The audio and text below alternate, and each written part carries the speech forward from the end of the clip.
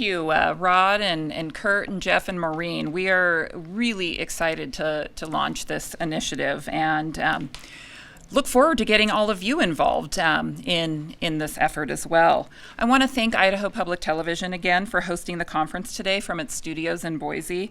We simply could not have made this work without IPTV, and I encourage you to go out to their website and look at very similar stories about career technical education and apprenticeship and others through the American Graduate Project on their website. We're going to continue to answer as many questions as we can from our audience today. So if you're on Zoom, please use the Q&A feature. And if you're on Facebook Live, use the chat. We have people moderating both of those so that we can get questions to our presenters. So the wrap up, the final presentation that we have today is to really talk about change, because change is what we're asking for. We're asking you to not only think about change, but actually implement change in how we prepare our youth and how we prepare the workforce and make sure that the workforce that the citizens of the great state of Idaho have opportunities for the amazing jobs and careers that our employers are creating. So I'd like to introduce Tim Creasy. He is ProSci's Chief Innovation Officer. Tim is a researcher and world thought leader on unlocking the challenges of change and driving better change outcomes by preparing, equipping, and supporting people through their own changes. Through conference keynotes, workshops, webinars, articles, and tools, he has advanced the discipline of change management from the soft and fuzzy realm towards a structured, rigorous approach for driving benefit realization and organizational results. Tim co-authored the book Change Management, The People Side of Change, and spearheaded 18 years of ProSci's research. His recent development efforts include organizational agility, what we're talking about today, change enabling systems, and how organizations are reimagining the workplace. We're fortunate that Tim lives in Eagle, Idaho with his wife, a Boise native who brought him back 15 years ago, and his two sons. Tim? Very good. Thank you. And thank you for having me here today. It's an honor to join you wherever here might be for you. I would like to share with you some insights, some observations, and a simple but powerful approach to unlocking the challenges of change, because change is challenging. We know change is hard, whether it's in our personal or our professional lives. And just in the conversation this morning, there are loads of changes you all are dealing with as you work to connect the classroom to the career, as you explore categories and experimentation and internship and externship, connecting business and education while reinventing your organizations. You have a lot of change on the table and it's hard, but successful change can be unlocked. And that's what I want to share with you today, this model to unlock successful change. Now, I want you to engage with me, and I know we're all wherever we are. And so we're going to use an application right on the screen. It lets you engage on your smartphone. And that's going to be the easiest way. Grab your smartphone, go to the URL there at the top of the screen, pollev.com/ProSci. pollev.com/PROSCI. Do it on your smartphone and keep that browser open. It's going to let us interact with one another from wherever we are. The very first question to you is this one. How do you take your coffee? Do you take it black, with cream, with sugar, cream and sugar, or I don't drink coffee? pollev.com/PROSCI. What you notice on the screen is the bars are moving. So these are your results. 36% of you take it black like I do. 15% take it with cream. A handful, nobody's taking it with just sugar. Good movement. About a third of us take it with cream and sugar. I don't know, about the 20% of us that don't drink coffee. I don't know how you make it to 9 in the morning, but very good. So that's the way we're going to interact with one another. Keep that browser window open on your smartphone or on a different browser window if you're on your laptop. Second warm-up question is this. How many years have you been at your organization? Go ahead and just chat in a number. Number's going to pop up on the screen. It's going to build us a bit of a word cloud. So somebody's been here for only a few weeks, 2 years, 3 years, 19 years, 5 years, 7 years. So, I mean, this is how long we've set in our organization, an organization where we are working to bring about results and outcomes by realizing the changes that are going to help us become who we want to be. That's a word cloud. We're going to use it to interact a couple of times as well. Going to give you the third one here. What you're going to see pop up on the window is an image of the state of Idaho. Drop a pin on where you're calling in from today. So it's an image, you're going to drop a pin. Where is it you're calling in from? And take a look on the screen. You can see where we're all calling in from today. Somebody's from up in Montana. We got some folks joining up from in the north. A lot of us there in the Boise, in the valley. Good number of folks coming from Eastern Idaho as well. So that's where you're calling in from. So this interface is going to let you drop a pin on an image, and we're going to interact that way as well. So those are just to get us warmed up. Now it's going to get real. Change is fill in the blank. Change is fill in the blank. So what is it to you? Change is, now I do have profanities filtered, so don't get, you might get creative enough, but don't hijack my word cloud. Change is exciting, inevitable, hard, constant, necessary, uncomfortable. It is what gives us the opportunity to grow. It gives us the opportunity to become what we want to become, to reshape our organizations, to reshape the relationships between our organizations and the rest of the organizations we work with and around, whether that's business connecting with education or education connecting with business. Change is everywhere. It's inevitable, it's exciting, it's constant, it's hard, it's necessary. So that's the backdrop, that this is the horizon. Change is the horizon. And we are stepping into a time of change like we never have experienced before. And I've been using this image for a number of years now. I actually used it in January for a speech at Boise State University for a safety fest. And even back in January, we were talking about change being like nothing we had ever experienced, that we are living in a time of bigger change than we have ever experienced. Change is larger and more expansive than it has been in the past. We are dealing with faster change than we ever have before. The 6-year projects turned into 3-year projects, turned into 6-month projects, turned into 6-quarter projects, turned into 3-week sprints. We are moving at a pace like we never have. We are dealing with more complex change, change that has more moving parts that are interconnected and working with and dependent upon one another. And that's all happening with more cross-functional change occurring. It used to be a department or a division or a work group or just one school or just that part of the administration. But now change is expanding and impacting the entire enterprise or institution, but also expanding beyond the borders of that institution. We're dealing with more multidisciplinary change than we ever have before as well. And so disciplines are beginning to collide. This is why that work experience is so important, because it helps us realize the interconnectedness of the world around us. This is all happening against a backdrop of more information than we have ever been exposed to in our entire lives.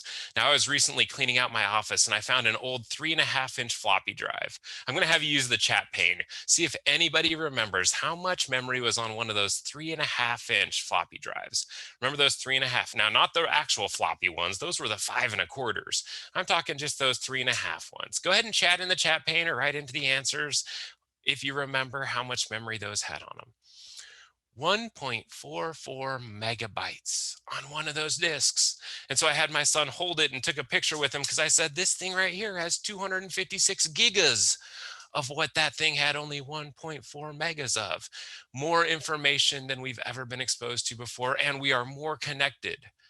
Right now, think about how this conference is occurring. Every single node where we are all sitting, absorbing and connecting and sharing and learning. The world is connected like it has never been before. And I heard it described earlier during one of the earlier sessions, this notion of this VUCA world, a world of volatility and uncertainty and complexity and ambiguity. And that certainly is what it feels like. I'm not sure that I actually believe all of the VUCA components, because I think change and the interconnectedness of the world is a little more complex than that. But this is what it feels like, a world facing a tremendous velocity of change like we have never experienced. So I've got a poll here. Let's see if this one's, that one doesn't look like it's going to work. That's okay. I'm going to move ahead because I've asked this question on conference stages around the world. The two most common answers to how many changes are going on in your organization right now are way too many and we have no idea. And so that's what we are standing in front of.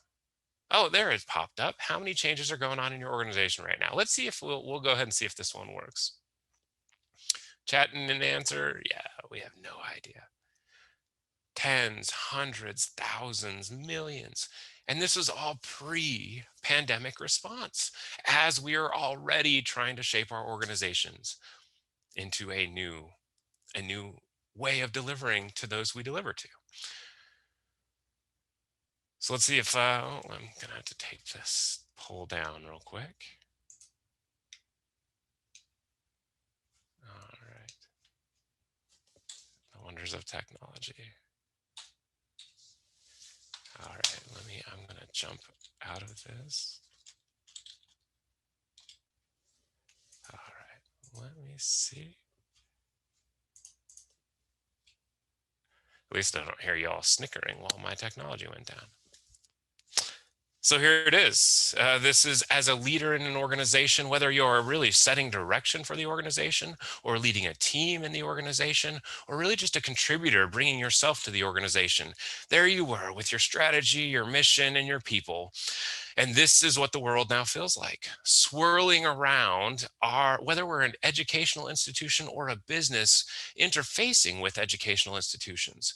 Around our strategy, our mission, and our people now swirled new skills, new technologies, new industries, sustainability, demographics, new operations, new business models, this whole digital transformation that we were trying to make happen for a long time, customer experience, employee experience, funding challenges. This is the world in which you're trying to bring about change. And I want to offer to you that key for unlocking. And so I've been using that image of our structure, our strategy, and our mission, and our people, and our work, and all of the change that was swirling around it. And then this happened. All of us had this shared collective experience in 2020. And that created something that we've never experienced before. First, we had that involuntary digital transformation. In a matter of 1, 2, 3, 4 days, we moved from together to apart. Most of our organizations, well, certainly some of us still stayed together, those in essential services, but for the most part, our organizations moved from together to apart in what we're calling that involuntary digital transformation. And now we're stepping back into a move of not only returning to the workplace, but we're finding many of other organizations we support are actually reimagining the workplace as well, because they moved everyone from together to apart. But they realized we're not moving everybody from apart back to together. We're going to leave some work off premises that did move during this involuntary digital transformation. And so this is the change landscape that we as change agents are stepping into. So grab that smartphone again. See if you can answer this one for me. What are some of the biggest changes that you and your organization are facing in the next 12 months? Now, I'm sure we're going to see COVID and pandemic response up there. So let's get it up there a couple of times. But I want to see what are some of those other big changes that your organization and you are facing over these next 12 months.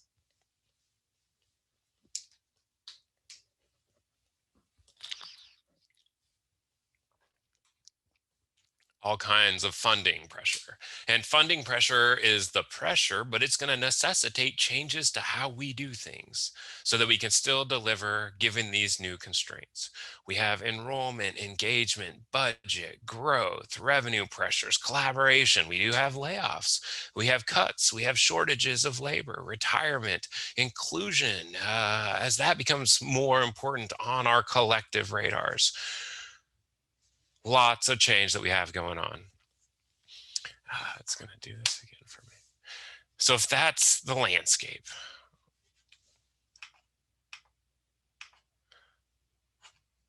what is it we're going to do about it?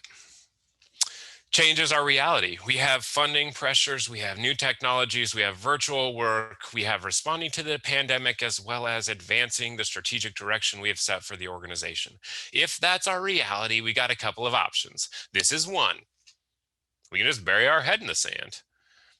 Just pretend that this is not really what's going on around us. That doesn't serve anyone very well. The case study of Kodak is one of the clearest case studies there is, that burying our head in the sand does not help us respond to this new reality of change.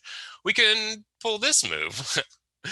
Better believe we are all tempted to pull this move every now and again, curl up in the corner and cry. It feels like that is the response with the velocity of change we have in front of us, but that's not going to work. Or we can go off in the mountains and live alone. And when I used this slide back in January, it was much less relevant than it is given today's global status. But we can bury our head in the sand. We can go cry in the corner about it. We can go isolate ourselves, or we can figure out how to unlock the challenges of change. And that's what I want to present to you is how might we unlock the challenges of change? And Jeff Hyatt, ProSci's founder, he was an engineer by training, master's degree in engineering. He was running these huge process optimization and telecom organizations. But this was Jeff's insight. The secret to successful change lies beyond the visible and busy activities that surround change. Successful change at its core is rooted in something much simpler. How do we facilitate change with one person? And that's what I want to present to you, because it's often when we think about change in our organizations or in our communities or in our networks between organizations, we think about it from just that organizational perspective. It's pandemic response, it's virtual and remote work, it's grow your own strategy, it's a generational transition that we're accommodating for in our workforce, it's work-based learning, it's technology and equipment, it's new competency models, it's lifelong learning models. These are the changes that you probably have in play in your organization. And we often think about them just at that organizational level. That change is about stepping out of a current state, how things are done today, navigating some sort of transition. And sometimes it's short, and sometimes it's long, and sometimes it's bumpy, and sometimes it's close to something we've done. Sometimes it's very different than something we've done.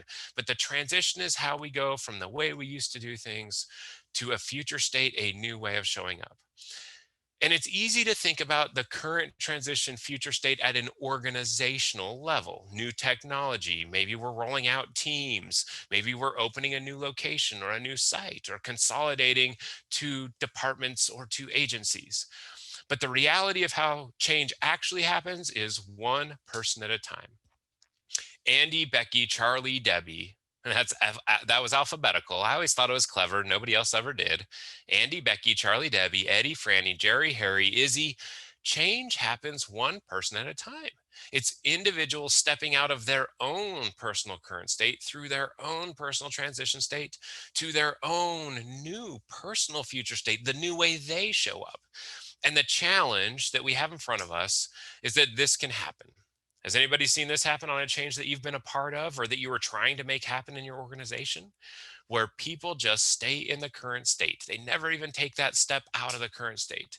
And all of a sudden, we chip away at and start to lose that vision of the future state that we have been charging at. And watch what else can happen. Watch the future state, all those little individual future states. You can have people get to the future state and then revert back to the way things used to be. This is a very common natural reaction in times of change. And so if we are not intentional about what we can do, we end up not achieving successful outcomes in our initiatives because we didn't help our people get to their own future state. Organizations don't change, individuals change. But change is not a switch. Individuals don't show up in a new way. Individuals don't embrace the apprenticeship program. Individuals don't know how to better connect to the different parts of the community just because we want them to. Change isn't a switch. And so, how does that one person, and of course, it might happen for 10,000 people, if it's a big change impacting 10,000 people in the organization, but ultimately, how does one person make a successful change? And that's where the ProSci ADKAR model is what we're going to bring forward. It is this simple yet powerful model that breaks change down into bite-sized pieces so that we can advance and move it forward. And this is what ADKAR stands for. It's an acronym invented by our founder, Jeff Hyatt. The first A is awareness, awareness of the need for change. It is an internalization of why this change is needed. After awareness of the need for change comes desire to participate and support the change, the personal decision to get on board and make the change, to step out of the current state into that transition state. Once I have awareness and desire, I can build the knowledge on how to change and be successful during the change. So knowledge is necessary, but not sufficient, and it needs context. After individual knowledge comes the ability. And that's where I can actually demonstrate that I can do things the new way. I can use the new tool. I can follow the new process. I can solve problems in a new way. I can engage in a different way. I can leverage multiple channels of communication to connect to my varied stakeholders. Ability is where the change actually comes to life. But ProSci would be a complete failure if it was called the ADKA model. If we didn't have that R at the end, reinforcement to sustain the change, ProSci would never have gotten anywhere, because it is our individual, natural, psychological, physiological tendency to go back to how things used to be done. And so without reinforcement to sustain the change, change will go backwards. So awareness, desire, knowledge, ability, reinforcement. Now we're going to unpack each of these ADKAR elements. Keep your smartphone handy, because I want you to think about a change that has happened to you, or maybe it's happening to you right now at work. Maybe you're a part of making it happen, or maybe you are a recipient of that change. Think about that change and see if you can look at it through these ADKAR lenses. So awareness is that first building block. Awareness of the need for change. Change begins with an understanding why. When we were 2 years old, we began asking that question, why, why? And as an individual, for me to make a change successfully, I need to understand what's the nature of the change, why and why now, and what if we don't. And a real important, subtle, but important observation. Notice that it's not awareness that the change is coming, it's awareness of the need for change. Too many of the organizations and the leaders we support say people should have awareness. We told them it was happening. Knowing that it's happening is different than an awareness of the need for change, where I, as an individual, could answer yes to why now, what if we don't? I could share with you why now, what if we don't? That means I have built sufficient awareness of the need for change. So think about that change that's impacting you, or maybe you're working to bring about. I fully understand the reasons for this change. Would you strongly agree, be neutral, disagree, or strongly disagree with that statement? For some of you, pick a change that you're not really a fan of. Don't just pick those changes that you're working to bring about, although ADKAR is going to help you unlock those ones. Think about a change that just got pushed down, pushed out a couple weeks ago. I fully understand the reason for this change. Strongly agree. So change begins with awareness of the need for change. It's understanding why and why now, and what if we don't. And there's some factors that help contribute to awareness of the need for change. The factors that contribute to awareness is, am I bought in? Is this a problem that I understand is a problem? Is the sender credible? Am I going to buy into what this person's saying? Does this align with my experience to what's happening in this organization? So I'm going to take a quick technology pivot real quick before we get into desire. So change begins with awareness. And the interesting thing is, when we conduct our research and we ask for the number one reason employees resist change, it's not that they don't like the change, it's that nobody made a compelling case for why the change was necessary. The biggest source of resistance to change is that no one took the time to explain why now, and what if we don't. So awareness is the first building block of successful change. After awareness in the model comes desire to participate and support the change. And that's the personal decision. And human beings have free will, so we can't make desire, but we can nudge and subtly contribute to and motivate desire. And desire comes about through an understanding of WIFM. WIFM stands for what's in it for me. It's the trigger of the personal decision to get on board and step out of what I'm comfortable with and what I know, and step into that unknown transition state. And the way we can help nudge that desire decision is through understanding those personal motivators and organizational motivators. Once I understand why now, what if I don't, then it's up to me to decide, am I going to? And that's where the scales tip between the what's in it for me and those individual and personal motivators. Now, all people have different desires. And this is kind of a fun example that we use to demonstrate desire. You'll see this around. You've probably seen this before. It's the same change, getting you to buckle your safety belt, but there are different desires being played out here. Buckle up, it could save your life. Buckle up, it's the law. Click it or ticket, or it's going to cost you $142. So whether it's safety or following the law or the financial burden, and actually recently I was in Colorado. Well, not recently. Now it was like February. It felt like recently. It was my last business trip, but it was at the end of February. I was in Colorado driving up E470, and they had a big sign. And what was flashing on the sign was, do you have your seatbelt on? Seriously? So now we're tapping into shame as a desire motivator above and beyond safety and law and the financial burden. Inside your organizations, there will be different motivators that would cause somebody to take the decision to get on board and be part of the change. As a leader, understanding those motivators are how you can pull desire forward. Go ahead and grab your smartphone. I'm going to have you do this one. Think about that same change. Do you have the desire to participate and support the change? Do you have the desire to participate and support the change? I have chosen to support and participate the change. That's how we would answer the desire question.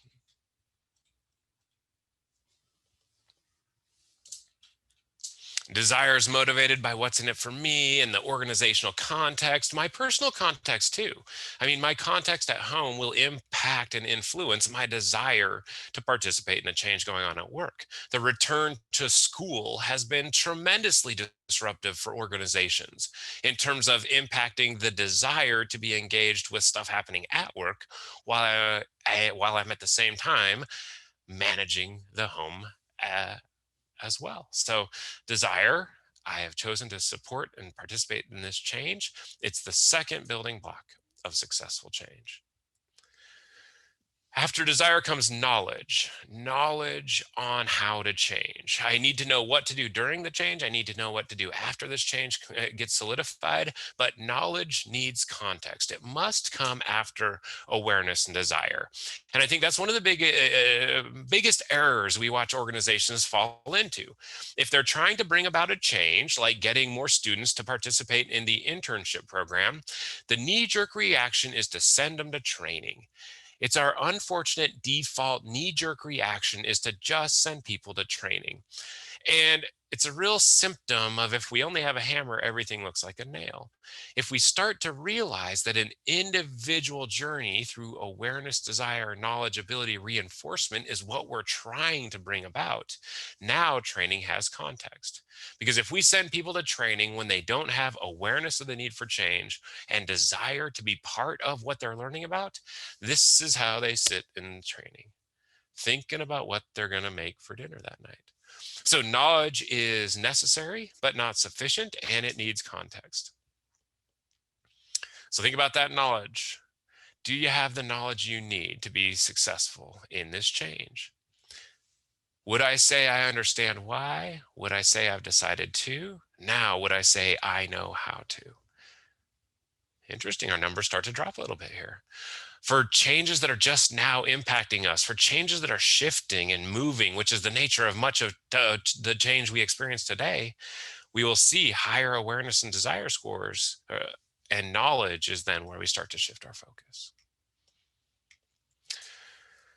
Awareness, desire, knowledge after that becomes ability, the ability to implement the change, the demonstrated capability to do things differently. And there is a knowledge ability gap that we're going to have to overcome.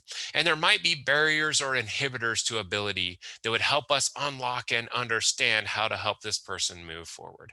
And the knowledge ability gap is a tricky one. Sometimes people say, well, Tim, isn't knowledge and ability the same thing? And I invite them to go golfing with me if they want to see the difference between knowledge and ability. Because if you go golfing with me, and it doesn't even take 18 holes, it takes one hole for you to see the difference between knowledge and ability.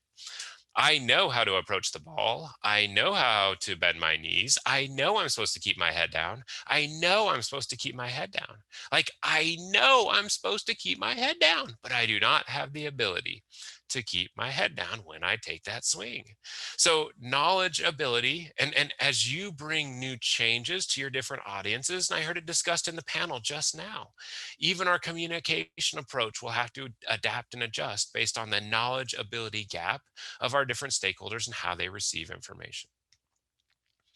Factors that influence ability would be my own capabilities, my own blocks, the force of habit, and do I have time and resources to help me grow this particular capability, this particular skill set, this particular change that I'm trying to bring about and how I show up. I'm going to skip that ability one. Let's do reinforcement here. Awareness, desire, knowledge, ability, then the change has happened. The change will go away if we don't reinforce it. It is our natural, physiological, psychological tendency to go back to what we've done before. Change is hard. There's research that shows that it takes more glucose for your brain to do something a new way than to do what it always has done. That means it literally hurts your brain to do something new, which means we need to be thoughtful and intentional about how to reinforce change. There are all kinds of factors that influence reinforcement. How do we celebrate successes? Do we hold people accountable? Do we remove negative consequences when somebody does step into the change? Because sometimes there's those unintended consequences when they make the change, but they're being negatively reinforced. How do we measure progress? How do we ensure that we are helping people understand that it was worth taking on the change that you just tackled? So this is ADKAR on a page. If you have your smartphone handy, this is the one slide I'd take a picture of when it pops up on the screen, because this is how we start to unlock successful change by breaking it into bite-sized pieces. Awareness of the need for change is when the person would say, I understand why. Desire to participate and support the change is when they say, I have decided to. Knowledge on how to change is when they say, I know how to. Ability, I'm able to, and reinforcement, I'll continue to. And over on the right-hand side, you see those little triggers that we teed up. Why? Why now? What if we don't? For awareness, what's in it for me? What about my personal motivators, my organizational motivators for desire? But in the end, it's how do we help one person step out of what they've been doing and embark on a new change in front of them? So we talk about where a change breaks down, we call that the barrier point. And I think by breaking change down into bite-sized pieces, we can actually better understand where change is falling down. The barrier point is that first place that we see a change getting stuck. And it's the first place because I might have low scores across the board, but if I don't have awareness, knowledge isn't going to help. Ability isn't going to help. Reinforcement isn't going to help. ADKAR lets us understand where we can begin to focus our energy to help move a change forward. And once you start to see the world and see change through ADKAR glasses, you'll start to look. You'll hear a news article on the radio. You'll be reading an email from somebody you're working with on a particularly challenging project. And you'll start to say, is this an awareness issue? Is it desire? Is it knowledge? Is it ability? Is it reinforcement? Because we have a frame now to understand how to unlock successful change. I'm going to give you a couple examples here of ADKAR in the wild because it is fun when you start to bring this to life and you start to see it in the world around you. This is one you're all probably very familiar with. Save our planet. Dear guests, every day millions of gallons of water are used to wash towels that have only been used once. That's the nature of the change. The awareness of the need for change is that every day millions of gallons of water is being used. What about desire? It's right there on the card. You make the choice. That's the personal decision. You choose if you want to do what. What's the knowledge piece? You either hang it up or you put it on the floor. And that's the ability. I mean, it's just your arm. Reinforcement this is an interesting one. For a long time, this change didn't have reinforcement, but we see a little bit of gratitude here on the card. And now hotel chains are actually starting to give you bonus points when you stay there if you engage in those programs. Here's another ADKAR in the wild. This is Bogus Basin right outside of Boise. This is me and my oldest son up there skiing last year. And he leaned over to me one time and said, Tim, or he said, Dad, there's a guy not wearing a helmet. Which is really crazy, right? There's a guy not wearing a helmet. And to him, that was like seeing an alien. I remember when I was learning how to ski, you would lean over and say, whoa, look at the guy wearing a helmet. Now, it turned out it was always the kid of the neurosurgeon in town, so we probably should have been doing it then. But there were a couple of big awareness building incidents, right? The loss of several prominent celebrities and famous people that triggered and sparked an awareness campaign around the need to wear helmets. We talked about this one already. This is desire in the real world. What is it going to take to get you to click that seatbelt? Is it health and safety? Is it the law and abiding with the law? Is it the financial burden? Or are we actually going to be able to shame you? Come on, wear your seatbelt. Knowledge is kind of a fun one. You'll see knowledge all over the place. I always thought this was kind of an interesting example of knowledge in the wild. That those early apps, they would actually have to teach you how to swipe because we didn't even know how to swipe on a phone. And so the very first Weather Channel app would pop up a little screen to give you the knowledge to interact with this new set of information. And they had to teach you how to swipe. This is one of my favorite examples of reinforcement. This came from a great friend of mine in Boise, Phil Eastman. Phil had two sons, and they're quite a bit older than my sons, and so he was quite a mentor as I was trying to grow my children. We were getting ready to go on a road trip one time, and I was expressing fear of the, are we there yet? Are we there yet? How much longer are we there yet?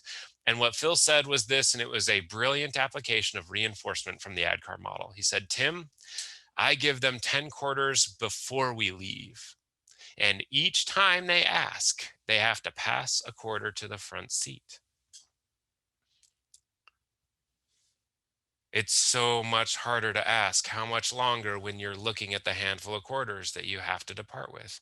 It's so much harder to ask, are we there yet, when you have the positive reinforcement in your hand that you have to pass forward over the seat. So reinforcement to sustain the behavior. So that's ADKAR in the wild. ADKAR in the workplace is where you're going to see many of it. Many of you will see it come to life. I'm going to skip that poll because I think this is the kicker, right? That an email on Monday for training on Tuesday for go live on Wednesday is not how we help our people through change in our organization. That's not the way to prepare, equip, and support individuals in our organizations through the changes we are asking them to make. And so ADKAR, this is where the scale comes in your organization. One person makes a change successfully when they have awareness, desire, knowledge, ability, reinforcement. But if I have a team of 5 that I'm trying to help make a change, that group of 5 is successful when they each have awareness, desire, knowledge, ability, reinforcement. Or 20 people or 1,000 people. We supported the military during base reallocation and closure. 250,000 people moving around the globe using ADKAR as a way to unlock individual change, because individual change culminates in organizational change. My polls are acting up, so we're going to go ahead and skip this one. So ADKAR gives change agents, change practitioners, you as a leader, as a manager in the organization, those milestones that you can help your people forward through when you're trying to bring about any of these changes that you're tackling. But ADKAR also gives anyone the ability to take a big, hairy change and break it down into more meaningful, manageable, bite-sized pieces. So I'll give you a couple of thoughts on how you can activate ADKAR and then open it up for Q&A. First, start putting on those ADKAR glasses. Begin looking at change through, how do I help somebody say, I understand why, I've decided to, I know how to, I'm able to, and I'll continue to. Listen for those ADKAR elements. As you're writing an email, see if you can write a sentence for each of the ADKAR elements. Once you start putting on your ADKAR glasses, my second quick takeaway is this: start at the start. Prioritize awareness. It's abundantly clear in the research that we do that most change breaks down because we fail to make a compelling case why. We fail to answer why now, what if we don't, why this, not that. So when you start looking at a change that's giving you challenge, the first place we look to unlock it is by starting at the start with awareness of the need for change. Be on the lookout for those barriers so that you can name it to tame it. It is incredibly frustrating and not effective for us to focus on awareness if somebody is already through awareness, desire, knowledge, and they are stuck at ability. It's incredibly frustrating to provide mentoring and coaching and ability support if somebody is still stuck at desire. With the lens of ADKAR, we can now discern how to make changes move forward more successfully. And naming it to taming it, naming it helps us to tame it. And then finally, I'd encourage you to put ADKAR on a napkin.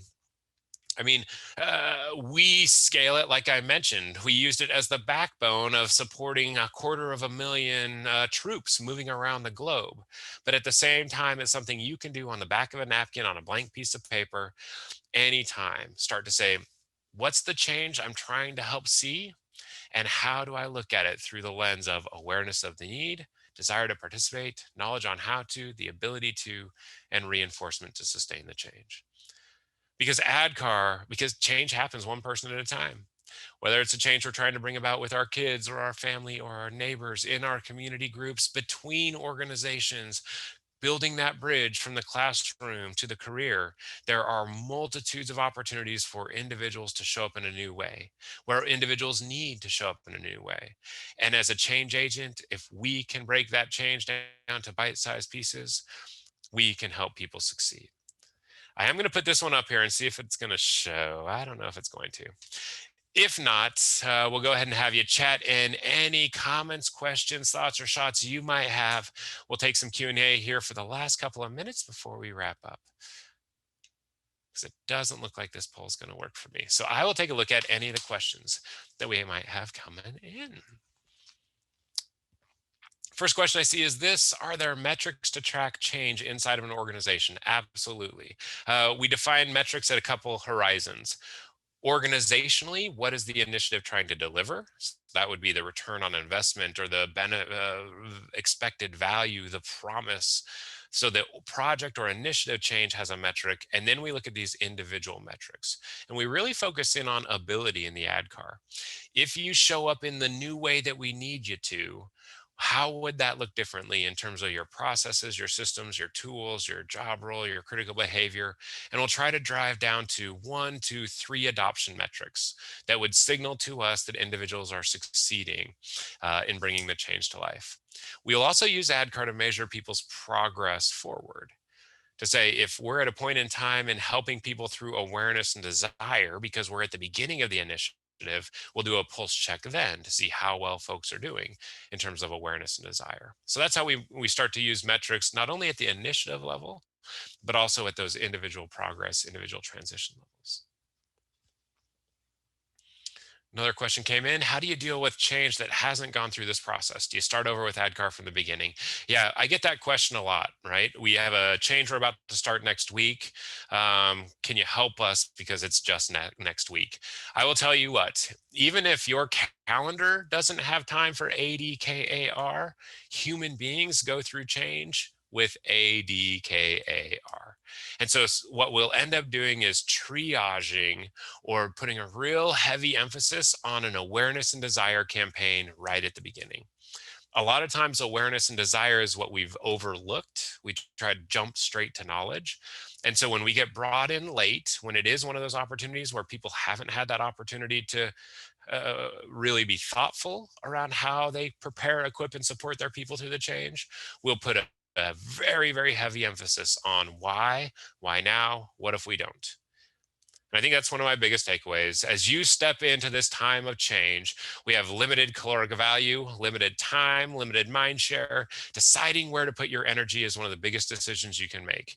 If you are trying to bring about change, starting at the start and answering why now, and what if we don't, will be the very beginning of locking the changes you have in front of you. Thank you so much for the opportunity. I know our time is coming to an end. We're probably going to get the playing music to run me off the stage. It was an honor to be here and to share with you, hopefully, a couple of nuggets and a simple yet powerful frame you can use to unlock the challenges of change in front of you. Thank you all, and be safe and be well. All right. Thank you so much, Tim. We really, really appreciate you joining us today. I just want to touch on one of the comments that Tim made early on in his presentation, and that, change starts with one person. And From a personal perspective, when I think about this youth apprenticeship initiative and the changes that we're trying to make, it really is one person at a time, and it's us. It begins with each and every one of us, because if I approach this as, you know, the executive director of Idaho's Workforce Development Council and a, you know, college educated individual, and you know, we're going to start this initiative, you know, to provide youth apprenticeship opportunities, and I don't talk to my own kids about it, then I'm not affecting the change that we need to see to provide better outcomes for our youth, for our students, for individuals in Idaho. It has to start with me. It has to start with every one of us. It can't be something that's, you know, great for other people's kids, but not our own kids. So, you know, not meaning to be on a soapbox here for too long, but I think it's just really important that we really think about how we all actively play a role in changing how we think about post-secondary education and what opportunities we make available. Because as I said earlier, we need more of everything. We need more PhDs in Idaho. We need more bachelor's degrees. We need more apprenticeships. We need more industry certifications, and all of it leads to successful careers. So, Wendy, I like what you're saying. A lot of our speakers touched on this today, whether it's innovation, whether it's change management. It's really an individual thing. When you think about our apprenticeship program, every apprentice is going to be different from every other apprentice. What the employer needs is different from what other employers need. So it really does come down to individualizing education and individualizing career and skill development, and also for the employers. I love what you're saying. Well, and you know, when you think back to what Jeff McCrae, McCain Foods, and Fabri-Kal and High Desert Milk went through to build their apprenticeship program, it was hard. It took them over a year to build that program. It doesn't need to be that difficult for anyone else. And that's why this opportunity to partner with our two organizations on this federal grant to create an industry intermediary, to create an infrastructure within IBE to help employers, to help schools, to help students, to help parents, and to be that bridge and that glue that holds it together from beginning to end. It's really going to transform our abilities in Idaho. I don't think we could move as far forward as quickly as we hope to without. It's going to be a great game changer for our state, for our kids, for our state, for our economy. Hasn't it been an incredible morning? I think about, you know, we've had presenters from Washington, D.C., from the Oregon coast. We've had a presenter from Kenya talking about agility, talking about, in this very difficult time that we're all going through, how just this conference itself is all about innovation and agility and connecting under very difficult circumstances. Yeah, and you know, while next year we may be able to be together in person, I hope that we can leverage some of the energy and the excitement and the ability to have speakers from Kenya as part of our conference. So I'm excited about the future and you know, what lies ahead with our Age of Agility conference, just from what we've learned from having to, you know, shift from thinking that we were going to hold an event in, you know, the Boise Center with 400 people in a studio audience to being in a wonderful studio at Idaho Public Television. When you look at Tim's map where people are, they're in Coeur d'Alene, they're in Idaho Falls, Pocatello, Montana. You know, people didn't have to drive to Boise to participate in this. They could participate in it from the comfort of their office, their home. It's just, it's world changing. It really is. Yeah. Well, I want to take one final moment to thank Idaho Public Television. The partnership with IPTV is just amazing. Anytime we have a challenge, we can just call our friends at IPTV and they help us work through a solution. So I'm really grateful to Ron and Pizanowski and Jeff Tucker and all of the friends that we have at Idaho Public Television. I also, Rod, you know, our staff Yes. do an amazing job. Rod and I just get to show up and, you know, do this part of our staff do an amazing job at pulling this conference off every year. So I want to thank both the staff of the Workforce Development Council and IBE for all of their hard work on this as well. Yes, for sure. Thanks to our staff. They worked so hard on this. It's been months in the planning. So we really hope and I think that you really enjoyed this. I hope so. And we'll be back here next year for the 4th annual Age of Agility. Yes. All right. Thank you, everyone. Have a wonderful, wonderful rest of your day.